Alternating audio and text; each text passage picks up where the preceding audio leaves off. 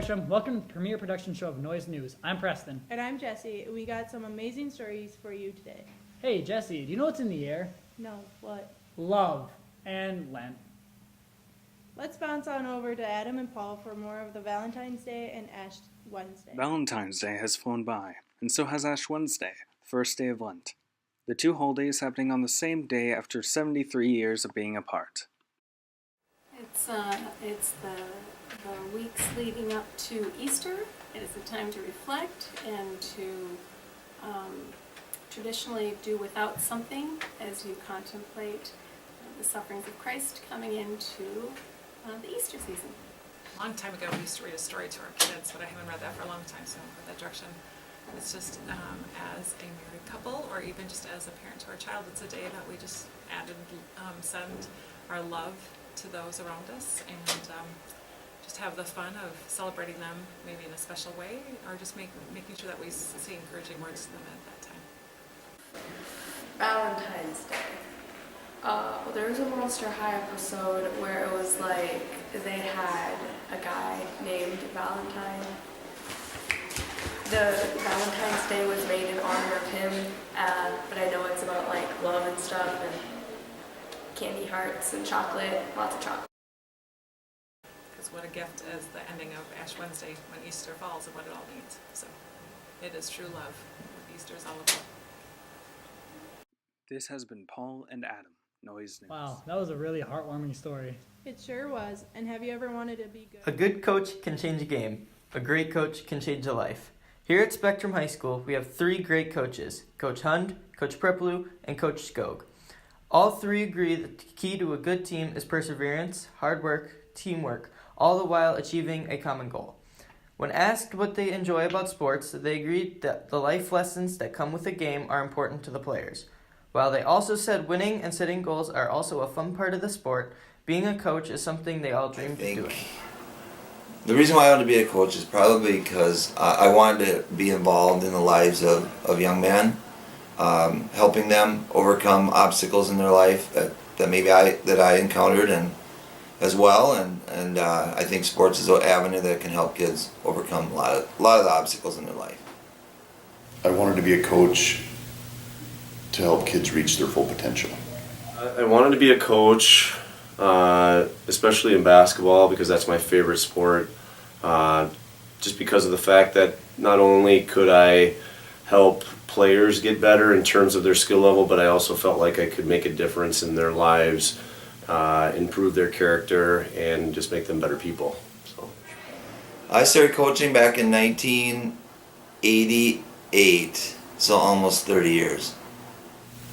The girls' team I've been coaching for 3 years, but I started coaching when I was in college. this is going on in Minnesota. It's going on my 6th year overall, 9 years.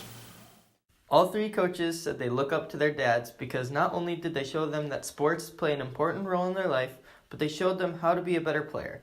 We asked them what they think is their role on their teams. I see my role as being an example. I see my role as being a leader, that a person that people will follow rather than me pushing them. I want to be an encouragement. Just being that kind of person that people want to follow. I think my role can be looked at kind of like a boat captain or a cruise ship captain.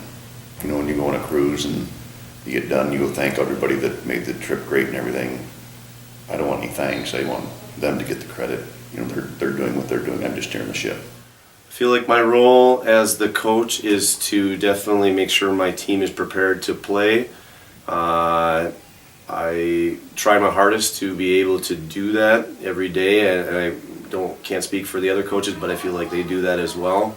We're trying to prepare our players for success, and that's not just in terms of playing and skills, but it's also in just the mental aspect of things. And if we can have everybody come together and do that, I think we can get a successful product on the floor. So. They go on to tell us more about their teams this year and what they hope to see come their way in the future. We're 7-12 right now as far as a team record. You know, I think that's an improvement over last year. We've included some more bodies this year, which is helpful. But yeah, we're doing okay. If you ask me, I think we're doing very well. We're having a very good season, probably the best in school history for basketball. You probably have to come watch a game to understand our team, I guess. I don't know how to describe our team. 11 individuals that try to play together as one. When they do, it's great.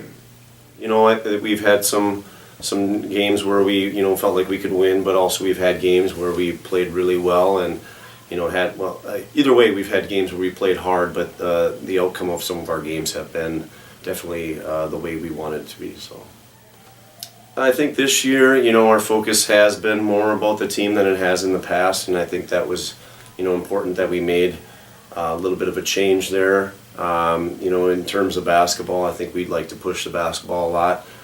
You know, we want to focus on a good, hard, man-to-man defense and, you know, getting good shots. We wish these coaches good luck as their seasons are coming to an end. We also thank them for the hard work they have put into these 3 programs here at Spectrum. This has been Johnny and Jesse, Noise News. Hey Preston, have you ever been pinned in wrestling? Oh, well, let's go over to a story all about pinning and wrestling. Wrestling will prepare you physically and mentally for almost anything life will throw at you, as the way junior captain Ethan and I described the sport in an interview. This week we were able to stop by and gain information on the Spectrum High School wrestling team. I feel like we still need to grow some more as a team. A lot of our team is younger. It's been great. This year we've gained a lot of new members, including me, and I think almost doubled since last year. But we're still small, we're still growing, but as a team we're really close-knit because of that, and we all know each other well, and it's pretty great. This year's team is a little bit larger than we had last year. We have about 23 wrestlers this year, which is great compared to last year. Last year we only had about 14. I know in the past, way back when, we had in the 30s at one point, but that was before my time. But this year we have a record of 8 wins, 13 losses for dual meets, which is way better than last year, and I think a lot of it just has to do with the fact we have more kids out this year. We still forfeit a couple weight classes that we can't seem to fill, so we can use more guys. Need more guys that are willing to work hard and risk the embarrassment of losing, and that's a hard thing to overcome for most kids. With the size of the team, it's the coach's responsibility to make sure he sets up all his wrestlers to win, and all of that starts with the intensity of practice. Wrestling practices are pretty grueling, to be honest with you. They involve a lot of conditioning, a lot of live combative wrestling, running, and it's just a lot of hard work. After these intense practices, they get to put all their hard work to the test at their meets and tournaments. Our meets consist of basically 2 types. One is a dual meet competition where we compete weight by weight class against another team. It might involve maybe just a duel or a try, meaning 2 other teams are invited to the meet, or a quad, 3 other teams invited to the meet. We wrestle each team per team and get a team score. Or on a Saturday or a Friday night, we might go to an individual tournament where everybody competes individually for a medal, so to speak, and then a team score is compiled from individual results. If it's a team meet, we will go on either side of the mat.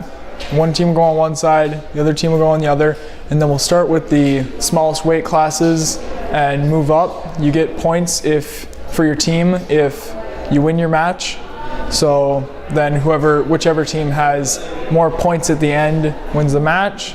And then tournaments, which are usually on Saturdays, usually once a week, you're by yourself. You'll get put in a bracket with other people in your weight class, and you just wrestle other people in a bracket, try and win.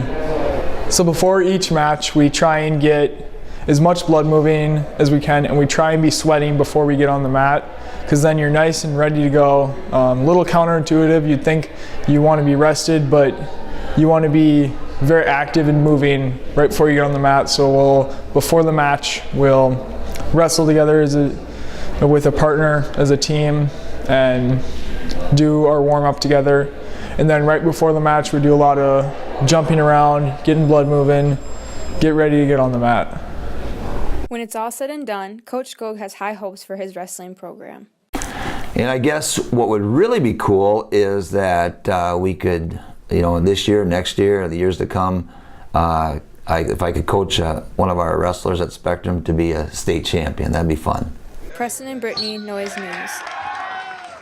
Thanks, guys, for that interesting story. You know, Jesse, you have a lot of different sports teams here at Spectrum. We sure do, Preston. How much do you know about Minnesota? I'd hope enough. I lived here for a while now. Well, Marcus and Emma asked some Spectrum kids basic questions about Minnesota. Let's see what they came up with. So Marcus, what do you want to do today? I don't know. Do you want to ask people about their pronunciation again? No.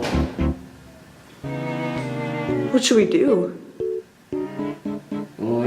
We live in Minnesota, right? Yes.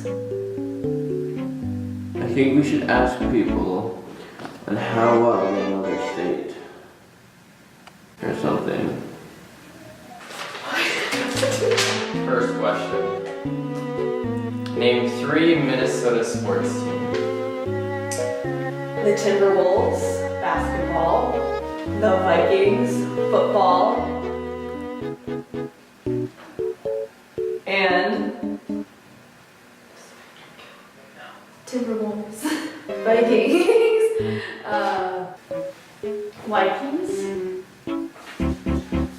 Vikings and Vikings. Okay, Vikings, what else? Minnesota team. oh, the Minnesota Gophers. I'll take that. Sports. I'll take that. Like for basketball. I don't know. Hockey. Don't know. Baseball. No. Minnesota is considered one of the hubs for theater. Can you name 3 playhouses that we have in Minnesota? I can't do that, no. Siri? What are 3 playhouses? You can't ask Siri. Lakes are a large part of Minnesota's environment and culture. Can you name the 5 Great Lakes? Okay, so there's Superior, there's Erie, Ontario, Michigan. 5th one. Yeah. Erie, Ontario, Superior. Wait, Erie, Ontario, Superior, Michigan. And there's one that has a new name.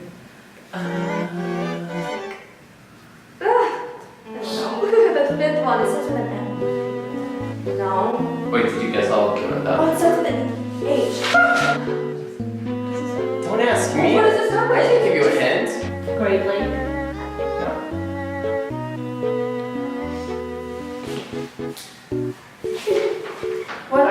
What's the H? So the last one is Huron? Huron. Huron. Can you say which lake touches Minnesota? Superior. I feel like this is too easy. Superior, because it touches Duluth. And that is in Minnesota. I'm not gonna put the answer on here. How am I supposed to know? Do you know which Great Lake touches Minnesota? No. Alright, well I appreciate your honesty. Yeah. Great story, guys. Yeah, that was way better than your story. That's not fair. Chill, Preston. Be a good sport. Hey, and that goes for you too. Sportsmanship is about being respectful too. All right, let's send it over to Judah and Parker to learn more about sportsmanship. Before every athletic event at Spectrum, the announcer reads off a request to demonstrate good sportsmanship. Sportsmanship seems to be a word that is thrown around, but not understood. So what exactly is sportsmanship? Sportsmanship to me means you're giving great effort all the time with respect to the sport and the other team. You're having a positive influence on the game and the fans, the referees. You're not complaining about calls. You're just competing to the best of your ability with the situation you have. To me, sportsmanship means that you're respecting both your team and the other team, and you're never putting anyone down, even if they are on the other team, because you're all just trying to play a game, and you all need to be focused on that rather than the competition. I would say a student athlete demonstrates sportsmanship, one, by being respectful not only to the other players and the audience, but also the coaches and the referees. They put in a lot of time and work, and I feel like even just saying thank you to them afterwards would be a really great way to show sportsmanship. Sportsmanship is all about respecting those that you're competing against and with. Demonstrating good sportsmanship is very important for our athletic programs. Good sportsmanship is important because it makes the game more fun, because when people get out at hand, then the game isn't fun anymore. Well, sportsmanship is so important because, again, it tells us what your true character is. What are you really made out of? Good sportsmanship is important as a character building thing because it shows that you have a really strong character if you're respecting not only your own teammates but also the other people that you're involved with in sports. And it's really important to have good sportsmanship to reflect on your school and your team because you want to represent them really well. I feel that sportsmanship is important because it shows that you don't only just value the game or value what you're doing, you also value like all the people who make it possible. Having great sportsmanship is appreciated in keeping our athletics clean and fun. Spectrum has been known and recognized for having good sportsmanship. I've seen it in many of the sports, with football, with soccer, with basketball, where maybe a call doesn't go the right way and a student athlete can turn around and shake it off and not worry about it or complain. Also, if an opponent falls down or gets hurt, they can show concern for that opponent as a person, either help them up, check and see if they're okay, encourage them in that way. As far as my coaching experience at Spectrum with wrestling, I see our guys continually being good examples on with our teammates and also with the other team that we're facing. We'll oftentimes after a match getting beat, not feeling the best, we'll run over and shake the guy's hand or shake the other coach's hand, and I just think it's a big part of sportsmanship. We hope Spectrum continues to be known as a school with great sportsmanship to go alongside athletic success in the future. Parker Brown and Judah Rogers. Noise That's a News. great way to end off the show. Well, that's all the news we have for you today, Spectrum. Thanks for watching. This has been Preston Holmes. And Jesse Hansen keeping you In on the noise. You too. Okay, John.